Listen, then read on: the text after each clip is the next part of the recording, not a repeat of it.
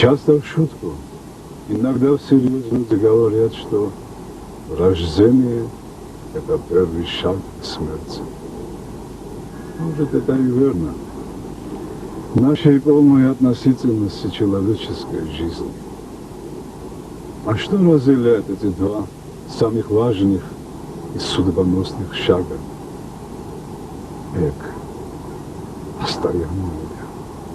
Полная опасности и неожиданностей, взлетов и падений, радости и грусти, погоня.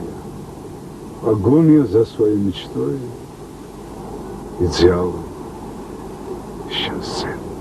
Человек начинает этот нескончаемый, длиною целую жизнь марафон, как только он познает науку самостоятельно оставаться и передвигаться. Мы бежим, чтобы побыстрее стать взрослыми и избавиться от родительской опеки. Мы бежим на свидание, дабы не упустить свою любовь. Бежим, чтобы стать богатыми, чтобы заработать как можно больше денег и украсить свою жизнь нужными или ненужными вещами. Бежим, чтобы не опоздать на работу, бежим в театр, кино, ресторан, вверх по служебной лестнице, чтобы получить малую толику власти и чуть-чуть подняться выше социальной иерархии. Нам нужны мощные, комфортабельные лимузины, сверхзвуковые самолеты, стремительно мчащиеся поезда. Нам надо успеть, постараться быть первыми. Мы не имеем права на опоздание или задержку, но бежим не всегда осознавая конечные цели своего забега, не всегда зная, что произойдет потом, когда эта цель будет достигнута, и какие плоды она, эта цель, сулит завоевавшему ее близким людям, целой стране, всему миру. Далеко не всегда мы можем увидеть плоды своей деятельности в полном, неограниченном во времени и вместе всеобъемлющем масштабе. Да и в силах ли мы остановиться, оглядеться, когда сзади подпирают, могут обойти на вираже, отодвинуться на завоеванных позициях? Нет, нам надо бежать еще быстрее, чтобы еще что-нибудь успеть совершить, пока не настигнет нас тот самый последний шаг в жизни. И все-таки давайте попробуем остановиться на каких-то 50 минут и оглянуться вокруг, на окружающий нас мир, нашу природу, на то, что находится совсем рядом, но на бегу, в суете и повседневных заботах невидимо, а чудеса, которым наука нет ответа. Кефалония, греческий остров, расположенный в Ионическом море, самый крупный из Ионических островов. Население острова менее 50 тысяч человек. На праздник Успения Божией Матери здесь происходит удивительное явление. Вечером, после захода солнца, к нескольким селам острова с гор начинают сползаться ядовитые змеи. Они собираются там, где некогда находился православный монастырь, а теперь на его месте стоит часовня. Одно из древнейших преданий гласит, что на месте нынешней деревушки Маркопола некогда располагалась женская обитель в честь Успения Божией Матери. И вот однажды, когда все мужчины острова были далеко в море на ловле рыбы, монахини увидели, что к острову приближается корабль пиратов. Монахини возложили все чаяния на Пресвятую Богородицу. Они побежали в церковь и, пав на колени, молили Царицу Небесную о защите. А морские разбойники, уже причалив к берегу, стали высаживаться. Монахини с еще большим усердием возопили к иконе. Обезумевшие от предвкушения сладостного греха, пираты уже ломились в монастырь. Деревянные ворота не выдержали и рухнули. Ворвавшись на территорию, бандиты остановились как вкопанные. Вместо монашек во дворе они увидели огромных черных змей. В смертельном ужасе морские разбойники бросились прочь, прося небеса о пощаде и обещая навсегда забыть этот остров. Жители деревушки Маркопола утверждают, что в их церкви, освященной в честь Успения Богородицы, до сих пор находится именно та самая икона Девы Марии, перед которой просили о заступничестве монахини. Этот образ носит имя Богородицы Лангобардской или Панагии Фидуса, то есть Змеевой Богородицы. Итак, после захода солнца, накануне праздника Успения, прихожане ожидают появления змей. В этом году нам посчастливилось насчитать 12 представителей класса пресмыкающихся. Взяв их в руки, люди направляются на литургию, в храме, в котором очень много разных икон. Змеи ползут вверх и тянутся только к одной, к иконе Божьей Матери. В глазах верующих здесь нет ничего удивительного, вернее непонятного. Кефалония — единственное место в мире, где ядовитые пресмыкающиеся во время праздника никому не наносят вреда. Их можно гладить, играть с ними и ощущать себя в гармонии рая. И непроизвольно начинать думать, осмысливать, почему Господь Бог попускает такое чудо. Что за сила делает несущих в себе смертельный яд змей ручными, безобидными по отношению к сотням людей различных возрастов и профессий из многих стран мира? Интересен еще и тот факт, что в те годы, когда змеи не сползали с гор, на острове происходили несчастья. Например, в 1943 году, во время фашистской оккупации, гитлеровцы расстреляли по одному человеку из каждой семьи. В год перед землетрясением или засухой змейки тоже не являлись людям. Литургия окончена. Змеи сползают со своей излюбленной иконы и покидают церковь. Они стараются как можно быстрее проползти дорогу и скрыться в родных горах. Местные жители предупреждают туристов, что это уже другие твари. К ним нельзя приближаться и тем более трогать. Теперь это страшные, ядовитые змеи, и не стоит играть с судьбой прятки. Богородичные змейки покинули людское поселение и появятся здесь снова ровно через год. А нам, свидетелям случившегося, остается сказать простую банальную вещь. Всякое Божье чудо бывает для того, чтобы люди вспоминали о Боге и в своей гордыне не забывали Творца.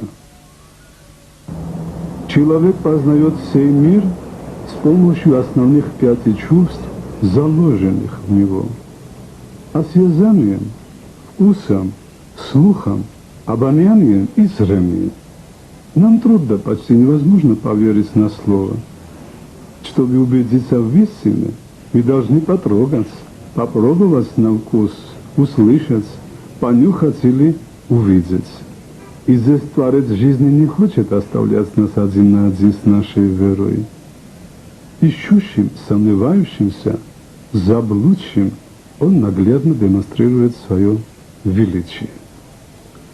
С первых годов существования христианства наблюдаются удивительные факты выделения мощами святых и их иконами маслянистой жидкости восхитительного аромата, которая к тому же имеет и лечебные свойства. Так, например, известен факт перенесения мощей святого Николая Мирликийского, известного в России как Николая Чудотворца, из Мирлики в итальянский город Бары, где они по ныне находятся. Когда гроб с мощами открывали, собравшиеся были поражены увиденным. Мощи святого Николая плавали в мире, распространяя при этом неземное благоухание. Что такое мироточение? Согласно большой советской энциклопедии, мира есть искусственно приготовленная маслянистая душистая мазь, употребляемая в христианских церковных обрядах. Точнее, в церковном таинстве миропомазания. С одной стороны, это так. Но есть и другое мира, которое готовит сам Господь. И это второе мира содержит в себе белок. А белок, доказано, есть основной элемент всего живого на земле. Учитывая это, давайте задумаемся над вопросом, что же такое иконы или фрески? Только лишь произведение искусства или в первую очередь живое окно к Богу, объяснение которому материалистическая наука не существует. Что же это за явление природы? миротечение икон, их слезы и кровь. В Греции на острове Андрос есть фреска Божьей Матери, которая, в зависимости от грядущих земных событий, реагирует на них, словно предупреждая людей подумать о смысле человеческой жизни. Апрель 1986 года. Настоятель церкви замечает капельки живой крови, поступившей на иконы. С каждым днем кровотечение усиливается, и мир облетает страшная весть. Взрыв над Чернобыльской АЭС. Смерть и горе приносит это событие половине Европы. Проходит всего 2 дня, и из иконы начинает литься благоуханное мира. Спустя 11 лет монастырь для поклонения посещает брат Йосиф Муниос, известный проповедник христианства, владелец Иверско-Монреальской мироточивой иконы Божьей Матери. На церковной иконе появляются слезы, явно и медленно текущие из глаз. Увидев это, Иосиф произносит: «Я чувствую, что-то произойдет». А местный монах как бы подтверждает, что икона плачет, когда что-то страшное происходит или должно произойти. Через несколько дней в Афинах он принимает мученическую смерть от рук злодеев, желающих его подвигов в деле распространения христианской веры в мире. Первый год 3-го тысячелетия из глаз фрески Божьей Матери обильно, словно дождь, начинают истекать слезы. Видимо, оплакивает она неведомые пока еще никому в мире многочисленные безвинные жертвы. Но что страшное должно случиться, чтобы вызвать такой поток слез? Ответ приходит слишком быстро. 11 сентября, США, Нью-Йорк. Жертвами теракта становится несколько тысяч человек. Сегодня мы можем видеть почерневшие, как у живого человека, уставшие от слез, горя и крови, глаза на иконы Божьей Матери. И вопрос: когда же мы сами начнем проливать слезы раскаяния за свои мысли и поступки, несущие в себе зло? Обычная московская квартира. Сюда лишь на несколько дней привезли с Оренбургской земли несколько мироточивых икон. Как роса покрыли капельки благодатной маслянистой жидкости лики Спасителя и Богоматери. И сколько их не вытирая, прикасаясь губами и лбом, они не иссякают. А вопреки земной логике берутся вновь и вновь, нарушая тем самым закон физики. Ничто не исчезает бесследно и не возникает из ничего. Конечно, можно возразить, что миры появляются из бумажных или деревянных, или еще каких икон. Но в этом случае придется признать, что эти иконы не просто картинки, а реально дышащие в нашем материальном мире святыни. Всего лишь день присутствовали эти мироточивые иконы в доме на одном из московских проспектов. Над этими привезенными иконами на стене висела икона Николая Чудотворца. Менее чем через сутки она тоже начала благоухать и заливать мира. Бумажная икона Иисуса Христа. 1,5 года назад на ней появились следы крови, что всех привело в смятение. В день начала войны в Сербии на руке Спасителя образовалась язва, из которой потекла кровь. Позже кровь потекла и из головы. А сегодня ее образ изменился до неузнаваемости. С иконы был взят соскоб и произведены химические анализы. Один показал, что кровь не имеет группы, второй поставил четкий диагноз – группа крови 4. Но самое интересное, оба экспертизы выявили содержание в крови плазмы, то есть живой субстанции. Кровавыми слезами плачет Спаситель, плачет за наше неверие, ненависть, нежелание помнить и исполнять самые простые заповеди. Не убей, не укради, возлюби брата твоего. И льются его слезы и кровь в общую чашу божественного терпения. И не дай Бог, когда на весах небесного правосудия эта чаша станет легче той, в которой человеческая ненависть и людское неверие. Но еще есть время спасти наш мир. Покаемся, братья и сестры.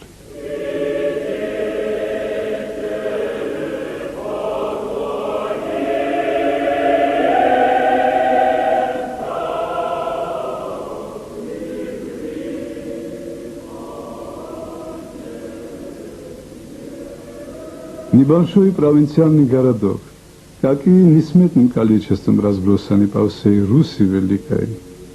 На взгорочке, как и положено в России, стоит церковь, словно вынырнула из омута богоборческих времен. Правда, прихожан здесь всего несколько человек, хотя в городке проживает без малого 10 тысяч. На окраине города типовая пятиэтажка, таких в русской глубинке десятки тысяч. Но в этом обычном панельном доме происходит явление, которое впору назвать знамением Божьим. Крохотной светилки хозяйки, размером не более 8 квадратных метров на стенах, на диване, шкафу, столе, тумбочке, около 400 икон, и все они мироточат, издавая неземное благоухание.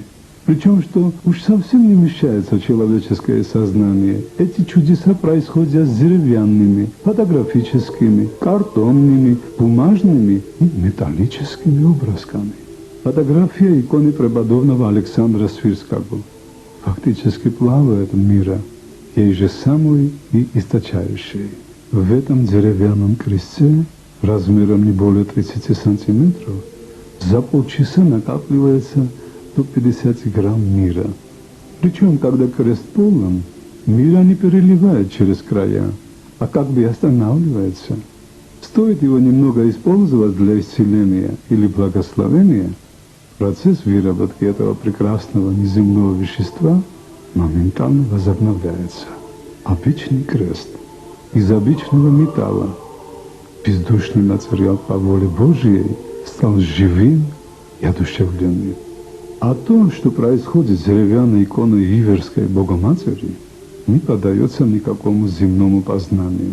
Мира появляется на ней в виде маленьких гейзеров, причем бьют они с обоих сторон иконы.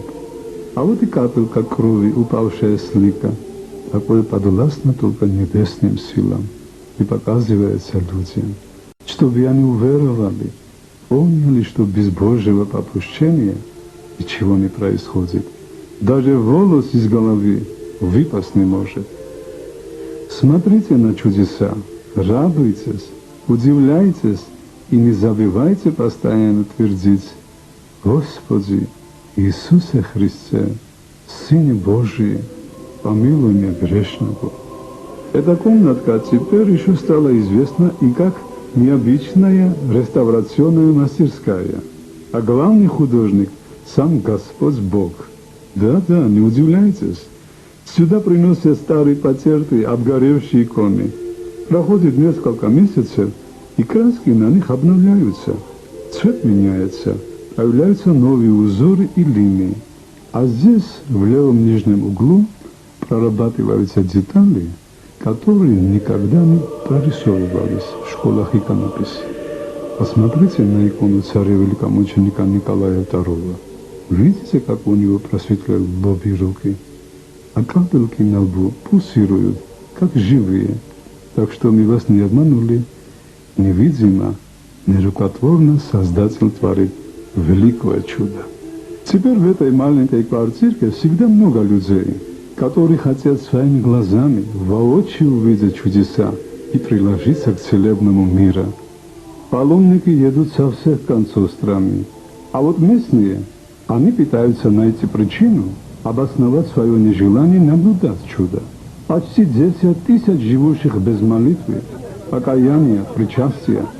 Может бояться осознаться, что чудеса действительно даются людям, чтобы не задумались о смысле бытия, усмирили свою непомерную гордыню, всезнайство и вседозволенность. Ведь узреть чудо значит признать его нерукотворность, признать, что это исходит не от человека, а от Бога. А коли так, придется менять привычный и уютный образ мышления и жизни. Мы приехали в одну из подмосковных деревень, чтобы снять на камеру великое зимнее чудо. Но об этом мы расскажем чуть позже, потому что в этот день нам удалось запечатлеть и то, о чем мы думать не могли. Итак, Покровская церковь. Идет вечерняя праздничная служба. Ближе к ее концу батюшка неожиданно нам вон выносит для поклонения верующим икону царственных новомучеников. Она начала мироточиться во время службы. Десятки верующих, не веря своим глазам, протискиваются к иконе, чтобы получить благословение и своими собственными глазами увидеть струйки мира. Позже мы узнаем, что многие читали, слышали и верят в миротечение, но лишь редкие могли это чудо лицезреть сами. Может, случилось потому, что многие еще не уверовали в святость царя Николая II и его семьи. Лишь одному Богу известно это. В еще одной московской квартире, в одной из ее комнат официально зарегистрировано, что от иконы Божьей Матери умягчение злых сердец или семистрельная начинают мироточить любые принесенные и поставленные рядом с ней иконы. Кстати, начала мироточиться она в день гибели атомохода Курск. От этого мира после помазания проходят головные боли, болезни горла, уха, глаз, паралич. А вот из этого маленького складня мира истекает, как из родника, и никогда не заканчивается. Камень с изображением преподобного Серафима Саровского. Представляете, камень по воле Господней становится живым. Но это еще не был предел чудесам, который Бог послал, чтобы люди видели его силу и власть. Мы начали съемку вот с этой иконы Пресвятой Богородицы. Видите, на ней лишь благоуханная мира. Проходит 1,5 часа, внимательно смотрите, та же самая икона, тот же свет, видите, красные кровяные пятна под капельками мира. Чтобы не оставалось сомнений, давайте просто сравним эти два изображения. Теперь только остается верить и твердо осознавать, что Создатель жив, и нет для Него ничего невозможного. И что без веры никто нам не поможет. А дьявол с удовольствием воспользуется нашим неверием и с радостью предоставит нам временные блага, но ненадолго и с целью вечной погибели. Принцип земного бытия до примитивного прост и понятен. Сделан – получи. И не важен критерий оценки совершенного поступка. Будут ли то деньги, звания, почет или слава. Все это ведет к упрочнению телесного существования в мире всем. Это как гарант от суммы и от тюрьмы. Чем больше регалий, тем сложнее призваться к ответственности. Чем выше положение, тем сложнее прорвать оборону неверия. Вот и строятся по всему миру особняки выше храмов, и владельцы соревнуются у кого крепче, и гонятся за званиями, почестями, славой. Живущих на земле интересует только видимый, осязаемый мир. И приступая к делу, человек просчитывает его логику, результат и возможное вознаграждение. А Иисусову молитву так, если вдруг вспомнится, потому как он вроде есть, а вроде это просто и миф. Но Творец, особенно во времена смуты и отступления от веры, во весь голос заявляет о своем зримом присутствии нерукотворным образом, то есть без участия руки человеческой производится на свет белые творения Господа. Грузия. Исторический музей города Зугдидзи. В 1923 году сюда принесли набережное хранение хитон Божьей Матери. Сейчас он хранится в серебряном ковчеге вместе с несколькими мощами святых. В VIII веке, во времена иконоборчества при царствовании византийского царя Феофила, эта великая святыня была доставлена в Грузию. В 2000 году чудотворным образом на нем проявилось изображение Христа.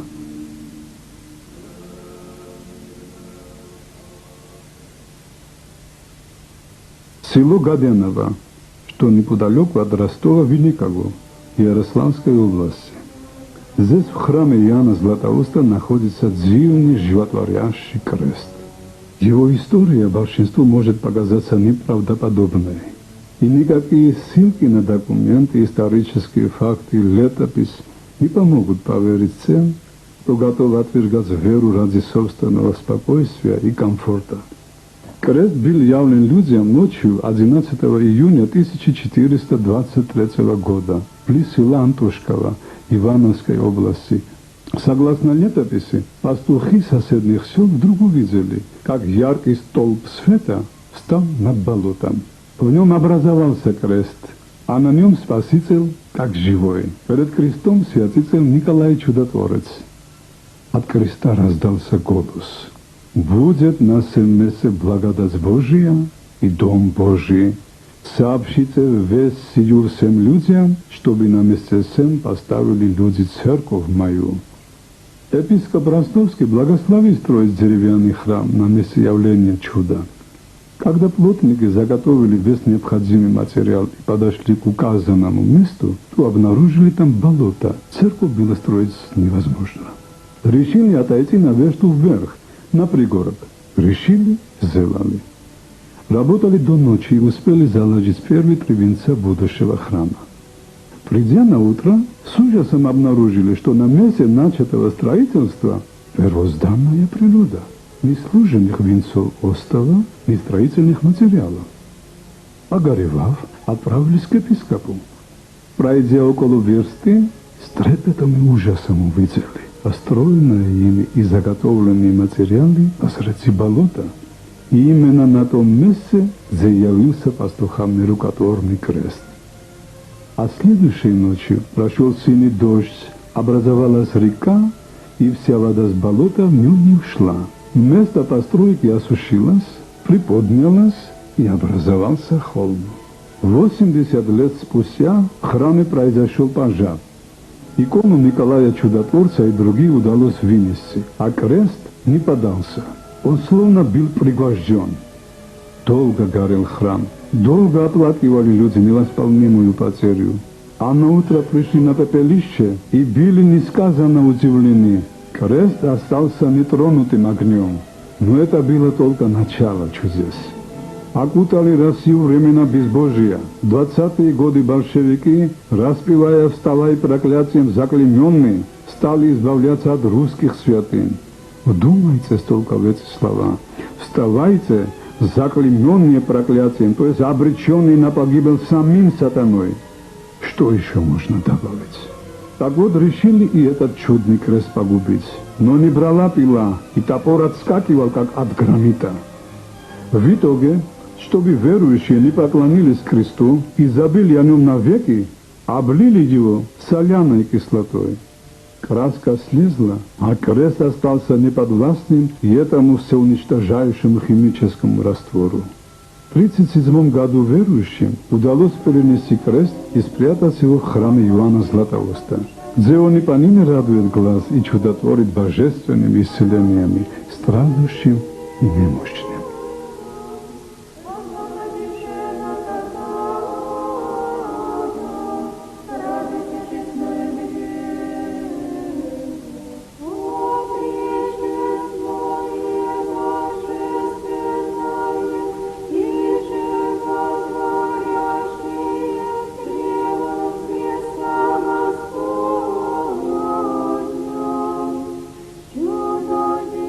Мы уже рассказывали, что почти каждая съемка, помимо запланированных чудес, Господь посылал нам нечто неожиданное. Так было и в этот раз. Весь день шел дождь, и небо было плотно закрыто облаками. Но когда оператор навел камеру на купол храма, тучи разошлись, и появилось голубое небо. Через несколько мгновений после выключения камеры загадочным образом клочок голубого неба бесследно исчез. В греческом городе Патра есть церковь святого Илии Пророка. В ее дворе в келье жил один благочестивый иеромонах. После ухода его в мир иной на могилке выросло дерево. Позже, когда это дерево срубили, то на месте среза обнаружили изображение креста. И что примечательно, он имел такую же форму, как крест, покойного иеромонаха при жизни. Чтобы не подумали, что это какая-то случайность, Творец повторяет это же чудо совсем в другой стране, в столице Грузии Тбилиси. Неподалеку от величественного храма Метехи в свое время находилась церковь святого великомученика Аббо Тбилисского, считавшегося покровителем города. В богоборческой войне большевики разрушили этот храм, но недавно жители Тбилиси, осознав, что остались без опеки и охраны небесного покровителя, увидели необходимость возрождения церкви святого Аббо. И построить ее решили точно на том же месте, где стояла предыдущая. Готовя срыть котлован под фундамент, рабочие срубили росшее там дерево, а на его срезе с изумлением обнаружили изображение нерукотворного креста. Теперь этот крест приносит паломникам чудесные исцеления и напоминает о Христе, как о живом Боге, существующем с нами. Рядом с Москвой стоит небольшая кирпичная часовня. Она расположена над целебным нерукотворным источником, существующим с незапамятных времен и образовавшим естественную купальню глубиной около 1,5 метров. Человек, окунающийся в нее, никогда не испытывает чувства холода. В свое время богоборцы-большевики, желая отвратить взоры людей от веры, засыпали родник многотонным слоем земли. Но 10 лет назад, когда Россия опять стала возвращаться к вере, этот нерукотворный ключ пробил многометровую толщу грунта и вновь явился людям, неся исцеление и радость. В 10 метрах от часовни пробился и второй источник, не замерзающий водой. Ее температура всегда неизменна, около 5 градусов. Чудно видеть чистую, искрящуюся воду и по-летному зеленую траву среди белых снегов и трескучего мороза. Как здесь не вспомнить? Имеющий глаза, да увидит. В 100 метрах от этой часовни на пригорке расположен удивительный по красоте храм Сретения иконы Владимирской Божией Матери. Здесь совсем недавно произошло событие удивительное и не имеющее никаких земных объяснений. Обратили внимание, что одна из половых плит неожиданно потемнела, и на ней начало проступать изображение иконы Владимирской Божией Матери. Они вынули эту плиту из пола и поставили рядом с иконами. Что будет дальше с этим нерукотворным творением, известно лишь одному Господу Богу, а нам лишь остается ждать и верить, что чудо, подтверждающее реальное существование Христа Спасителя, заставит нас вести жизнь, исполненную любви, смирения и добра. Кстати, во время съемок этой иконы церковь замироточила сразу 5 икон.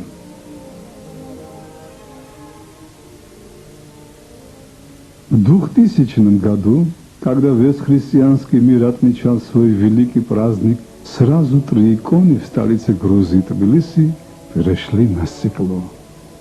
В самом центре города, на проспекте Шота Руставели, напротив дома правительства, возвещается величественный храм святого великомученика Георгия, покровителя всей Грузии и столицы России.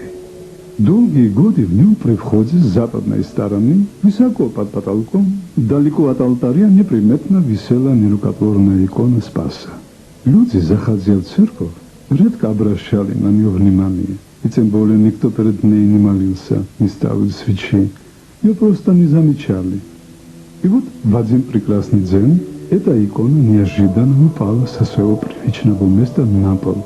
Но что удивительно, пролетев несколько метров, ударившись о твердый пол, стекло, закрывавшее икону, не разбилось и даже не треснуло, а просто отделилось от иконы. Когда эту икону со страхом подняли, изумлению не было предела. Вместо одной иконы на полу лежали 2, оригинал и точная копия в негативном изображении. И по сей день обе они украшают храм, но теперь уже с 2 сторон алтаря. И теперь это почитаемые сцены святыни. Неужели нам тоже надо непременно пасть в самый низ, чтобы потом, раскаявшись, обратить взор к Всевышнему? Кафедральный собор Успения Божьей Матери, или, как его просто называют в народе, Сионский храм. Примерно 10 лет назад сюда по благословению святейшего и блаженнейшего католикоса патриарха всей Грузии Илии II из Иверского монастыря Святой горы Афон привезли точную копию чудотворной иконы Божьей Матери Иверская вратарница.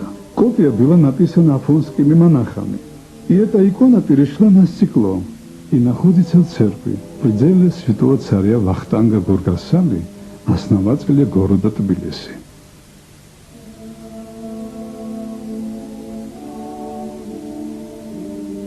На горе Тацминда, что в переводе на русский «Святая гора», церкви преподобного Давида Гараджийского, икона Христа Спасителя тоже отобразила себя на стекле.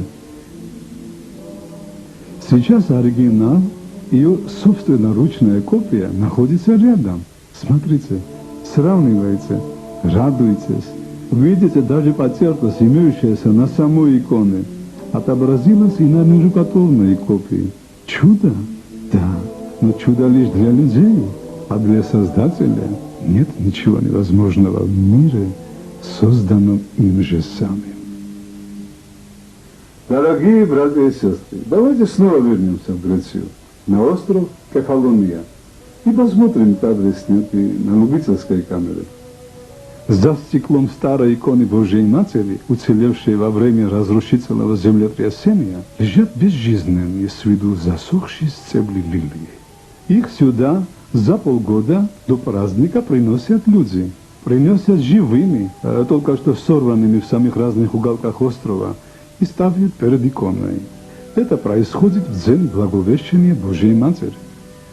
Лилии остаются в храме у иконы на долгие 6 месяцев без воды и солнца. И согласно законам природы полностью засыхают. И вот в августе на праздник Успения Божьей Матери верхушка совершенно высохшего стебля распускаются живые белоснежные лилии.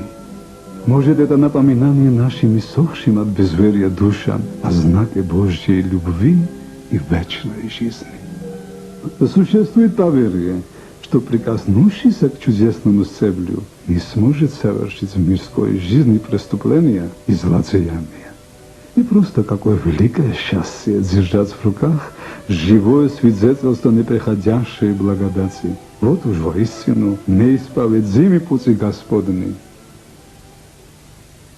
Ближайшее Подмосковье, каких-то 20 километров от Московской кольцевой дороги. Покровская церковь в деревне Акулова. Это то, о чем мы вам уже обещали рассказать.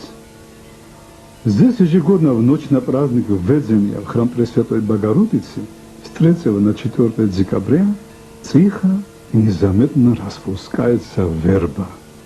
Распускается на каких-то 15-20 минут, а затем спокойно белые цветки вновь заползают назад почки и ждут своего весеннего дня, когда ими положено природой распускаться. И неважно, какая погода на дворе в эту зимнюю ночь. Кстати, сегодня было минус 16. То ли вьюга сильная или оттепель, либо мороз трескучий, невидимым, таинственным образом совершается сокровенное чудо. Почему раскрывается невидимо? Оставим этот вопрос на попечение неверующих. Ведь им важно не только получить за свой труд, но и по возможности постараться выставить его на показ всем. А у Господа от скромности его задача другая. Вот он факт чуда нерукотворного. Любуйтесь, радуйтесь, верьте, что Царствие Небесное совсем рядом и открыто каждому. Для канонизации святого должен быть ряд документально установленных фактов. Во-первых, на могиле святого должно происходить чудеса исцеления. Мощи святых могут быть нетленными или находиться в костях. В некоторых случаях из мощей святых изливается благоуханное мира. Сегодня мы расскажем лишь о маленькой толике чудес, имеющих место по всему миру. Жизнь преподобного отца Иоанна Румина – живой пример постоянного духовного восхождения к совершенству. Мы не станем здесь рассказывать о тех подвигах, которые он совершил за свой короткий земной путь. Преподобный Иоанн покинул сей мир 5 августа 1960 года в пустыне, находящуюся рядом с монастырем святого Георгия Хазовита, что на Святой Земле. Последние 7 лет он жил в пещере, которая на несколько десятков метров возвышается над долиной высохшего Хоривского потока и более всего напоминает гнездо птицы. Утром в среду, 4 августа 60 года, святой Иоанн, уже знавший о приближающейся смерти, оставил запись об этом в своей пещере.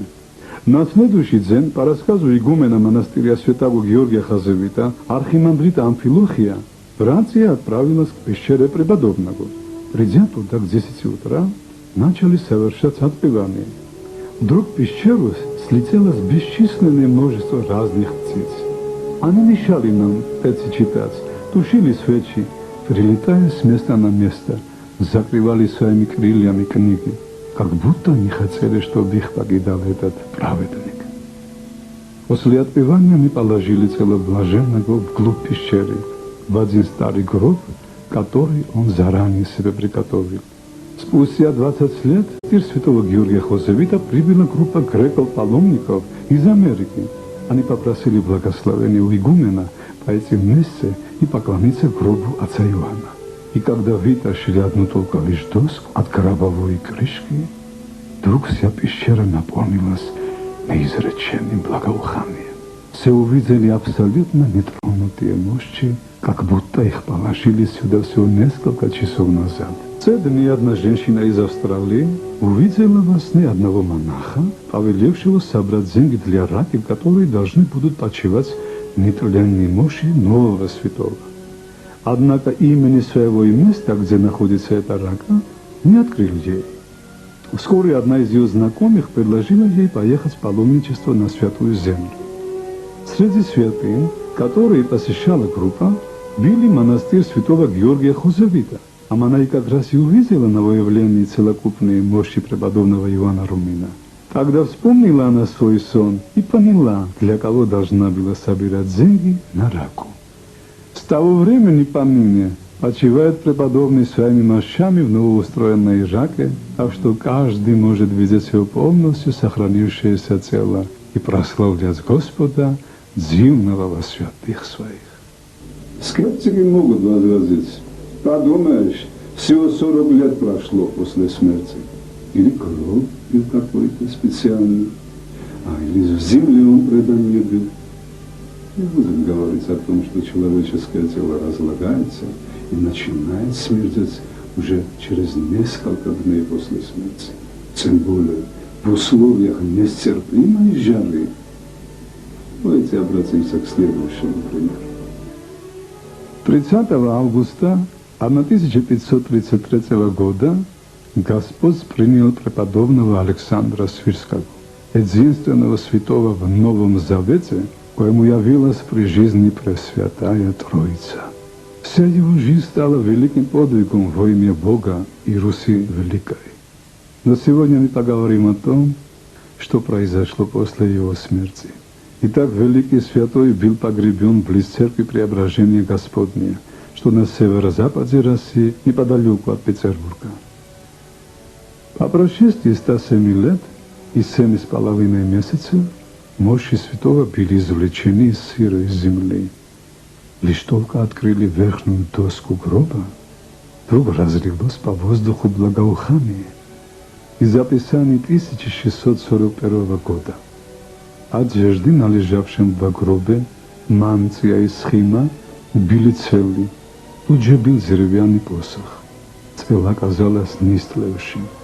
Ноги же лежали, как новопочившего. Лицо преподобного казалось не мертвым, как у других людей, как бы живым, показывая его душевную чистоту и награду, полученную от Бога. А свидетельствование традиционно проходило путем сравнивания хорошо сохранившегося лика преподобного с изображением на иконах XV века. Спустя 2,5 столетия пришедшие к власти большевики повели свой решительный бой с верою Бога и ее проявлениями. В декабре 18 года Они тайком увезли нетленный Моши Святого из монастыря. А в декабре 1997 года Моши Александра Свирского были обнаружены в подвалах военно-медицинской академии Санкт-Петербурга. И по сей день Моши Святого находится и мироточат в Свято-Троицком Александра Свирского мужском монастыре. Почти 5 веков. Вдумайтесь в эту цифру. 500 лет ни земля, ни воздух, ни влага не смогли наложить свою печать на облик великого чудотворца всей России. За это время песок превращается даже в камень, но несущая в себе печать любви Создателя нет мира сего, не подвластно времени, и не надо пытаться найти материалистическую разгадку чудес, постоянно давая их людям знак того, что Творец жив, что Он с нами, что любит и переживает за наши грехи и будущую вечную жизнь. Научившись любить, мы научимся и верить. После всего сказанного нам очень хочется привести знаменитое надгробное слово священника Алексея Мечева, или, как его называли в народе, «Старец миру», написанное им буквально за несколько дней до ухода из мира сего. Присмотритесь ближе к этой житейской суете мира. С утра до поздней ночи, от ночи до утра мир суетится для себя. Бывает, правда, минуты войдет человек в храм, обнимет его сила небесной жизни, и он горячей молитвой забудет мир с его страстями, с его безбожием жизни, духом понесется в небо. Он готов после жить только для неба, готов своими объятиями обнять все человечество. Он с омерзением смотрит на свои грехи и пороки, и в его душе разливается как будто особенный мир. Но вот опять он вне храма, проходит 2-3 минуты, и, увы, где прежний мир, где прежняя любовь и вера, дух суеты мирской, как ураган пустыни, дохнет на прослезившегося человека житейской заботой. И снова начинается старая жизнь во плоти. Снова открывается работа миру и страстям. И так до нового момента поднятия духа. А как относятся люди друг к другу? Что прежде всего в этих отношениях? Себялюбие, которое во всем видит и ищет только свою пользу. Что мне говорить о страшных грехах, которые порождаются этим самолюбием? Итак, забивающий Бога христианский мир, опомнись, оставь мирскую суету и познай, что на земле нужно жить только для неба. Когда готовился этот фильм, мы показали материал одному известному человеку. После просмотра он молча встал и произнес как-то странно. Не поверить в это нельзя, но если поверить, как же жить дальше? Да, к сожалению, мы дожили до времени, когда вере остается очень мало места в человеческой жизни. И сейчас очень кстати вспомнить предсказание преподобного Серафима Вырицкого чудотворца, сказанное им в самом конце 40-х годов 20-го столетия. Придет время, когда не гонения, а деньги и прелести мира сего отвратят людей от Бога, и погибнет куда больше душ, чем во времена открытого богоборчества. С одной стороны будут воздвигать кресты, золотить купола, а с другой настанет царство лжи и зла. Страшно будет дожить до этих времен. Вот о чем мы хотели поделиться с вами сегодня, мои дорогие братья и сестры. Извините, что отняли от вас час времени вашей земной жизни. Ну, пришло время продолжать начатый марафон. Спеши сделать намеченное, слукавить, неискренно объясниться в любви, получить выгоду и вместе с тем постараться не забывать, что все приобретенное и накопленное материальное богатство наверняка не понадобится нам в другой жизни, в вечной вечности, необратимо существующей за порогом смерти. хлеба, а этот хлеб дает ей Бог. Одна дорога есть на небо, погибель тысячи дорог.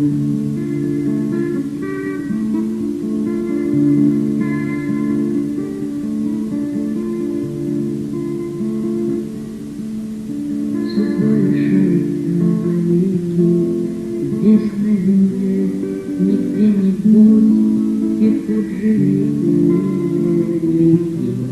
и к небесам указан путь.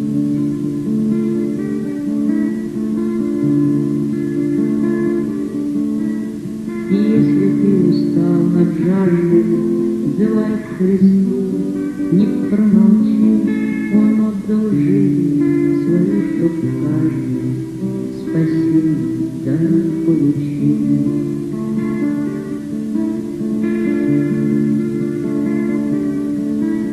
Сегодня каждому возможно подняться из недоли ввысь, мой милый друг, пока не поздно, подумай и остановись.